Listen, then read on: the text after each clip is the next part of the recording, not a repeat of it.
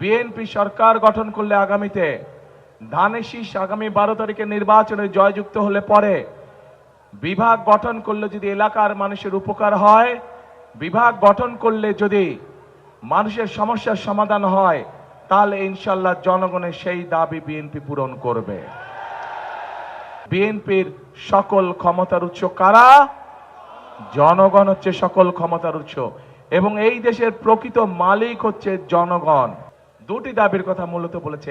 এক, এই ফরিদপুর শহরে সিটি কর্পোরেশন করা এবং দুই, ফরিদপুরকে বিভাগ করা। তাই তো নাকি? এটাই তো শুনলাম নাকি? ঠিক শুনছি? আচ্ছা, তাহলে আজকের এই নির্বাচনী জনসভায় আপনাদের সকলের সামনে আমি এতটুকু বলতে চাই, ইনশাল্লাহ বিএনপি সরকার গঠন করলে আগামীতে ধানের শীষ আগামী 12 তারিখে নির্বাচনে জয়যুক্ত হলে পরে বিভাগ গঠন করলে যদি এলাকার মানুষের উপকার হয়, বিভাগ গঠন করলে যদি মানুষের সমস্যার সমাধান হয়, তাহলে ইনশাল্লাহ জনগণের সেই দাবি বিএনপি পূরণ করবে।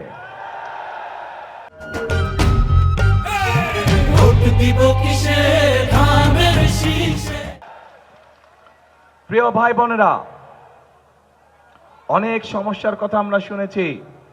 এই সমস্যাগুলো আমি ভেবেছিলাম যে এত সমস্যা নেই, কারণ দীর্ঘ 17 বছর আমি দেশে থাকতে পারিনি।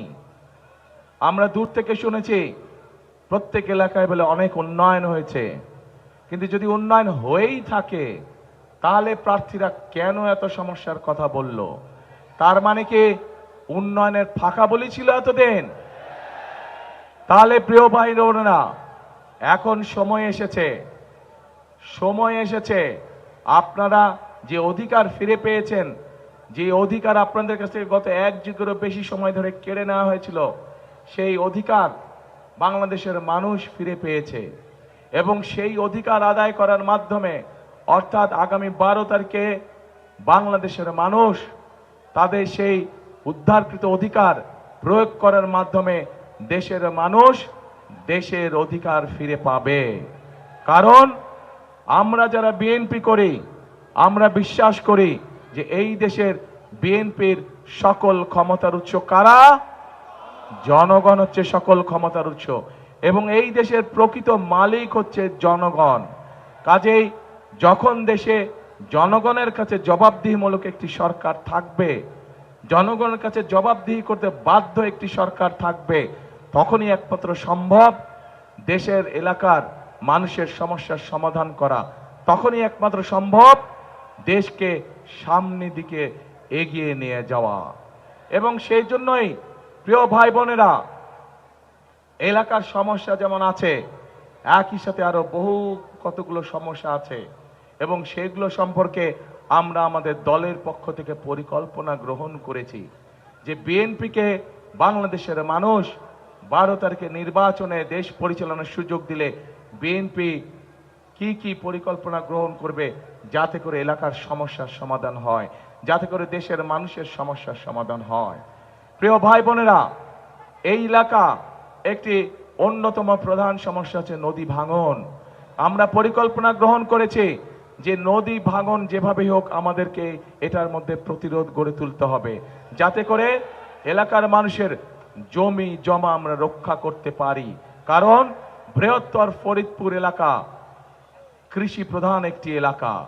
এই এলাকায় পাট শিল্প আছে, যেই পাট শিল্পকে যদি আমরা সহযোগিতা করতে পারি, এই পাট শিল্পের সাথে লক্ষ লক্ষ কৃষক ভাইরা জড়িত আছে এবং এই পাট শিল্পকে সহযোগিতা করার মাধ্যমে একদিকে যেরকম কৃষক ভাইদের সুবিধা হবে, একইভাবে আমরা দেশকেও সামনে নিয়ে যেতে পারবো। এই পাট রফতানি করার মাধ্যমে, বিভিন্ন পাটজাত দ্রব্য রফতানি করার মাধ্যমে আমরা দেশে বৈদেশিক মুদ্রা অর্জন করতে পারবো। প্রিয় ভাই বোনেরা, এই ফরিদপুরের চর অঞ্চলগুলো নিয়ে প্রচুর পরিমাণের ভুট্টা চাষ হয়, রাইট? হ্যাঁ, ভুট্টা চাষ হয়। এই ভুট্টা চাষের সাথে বহু কৃষক এটার সাথে জড়িত আছে, যাদের পাশে আমরা দাঁড়াতে চাই, যাদের পাশে দাঁড়ানোর মাধ্যমে সেই কৃষক ভাইদেরকে আমরা সহযোগিতা করতে চাই। এবং সে কারণেই প্রিয় ভাই বোনেরা, আমরা সিদ্ধান্ত গ্রহণ করেছি যে বাংলাদেশে সকল কৃষক ভাইদেরকে আমরা একটি কৃষক কার্ড দিতে চাই, যেই কৃষক কার্ডের মাধ্যমে আমরা কৃষক ভাইদের কাছে যেই কৃষিজাত পণ্য উৎপাদন করে তার কাছে আমরা সেই ফসলের বীজ, সার, কীটনাশক, ওষুধ আমরা পৌঁছে দিতে চাই। অন্তত একটি সিজনের সম্পূর্ণ ফসলের আমরা পৌঁছে দিতে চাই,